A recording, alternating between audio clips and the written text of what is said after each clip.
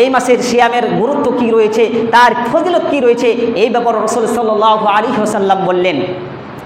আবু কাতাদা রাদিয়াল্লাহু হতে বর্ণিত, তিনি বলেন রাসূল করিম সাল্লাল্লাহু আলাইহি ওয়াসাল্লাম বলেছেন, সিয়ামু ইয়াউমি আশুরা আইয়ুহতাসিবু আইয়ুকাফিরা সানাতাল্লাযী ক্বাবলা।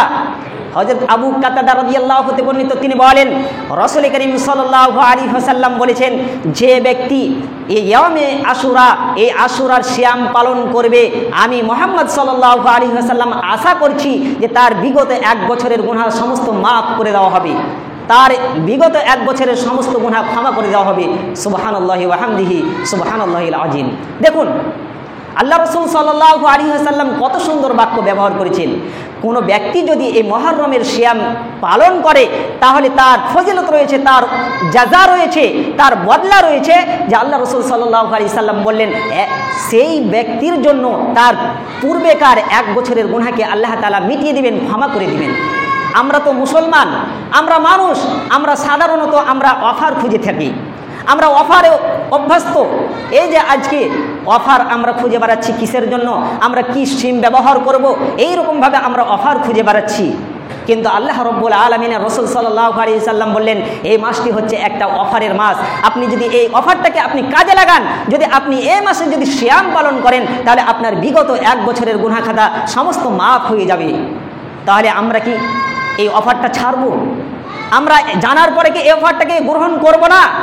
এটা তো আমাদেরকে গ্রহণ করতে হবে, যেহেতু আমরা পাপী দাবী বান্দা, আমরা চলতে ফিরতে কথায় উঠতে বসতে আমরা পাপ করে থাকি, আমরা গুনাহ করে থাকি।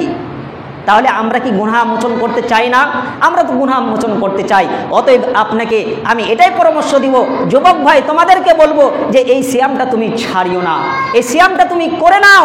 যদি সিয়ামটা তুমি পালন করো তাহলে তোমার পূর্বেকার 1 বছরের গুনাহ মাফ হয়ে যাবে।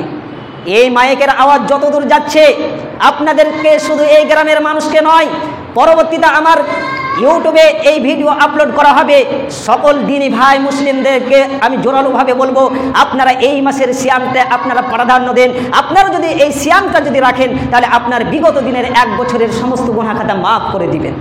তাহলে আল্লাহ রাসূল সাল্লাল্লাহু আলাইহি ওয়াসাল্লাম এটা বলেননি যে সবচাইতে উত্তম সিয়াম হচ্ছে রমজানের পরে শাওয়াল মাসের 6টি সিয়াম, এটা বলেননি। আল্লাহ রাব্বুল আলামিন বলেননি যে আমার মাসের মধ্যে, আল্লাহ রাব্বুল আলামিন বলছেন মুহররম মাস হচ্ছে আমার মাস, আমার মাস বলছি। তাহলে এখানে প্রশ্ন জাগতে পারে যে 12টি মাসের মধ্যে তাহলে 11টি মাস কি আল্লাহর নয়? আল্লাহর। তবে এই মুহররম মাসের এত তাৎপর্য, এত গুরুত্ব, তার জন্য আল্লাহ রাব্বুল আলামিন বলছেন এই মাসটি হচ্ছে আমার মাস।